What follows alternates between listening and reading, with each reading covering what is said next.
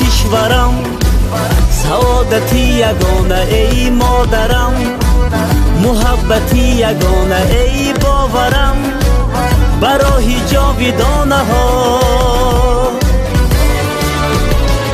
ای مهنم ترانه دلم، ای گلشنم تراوت دلم، جان و تنم برای تو بادا فدا.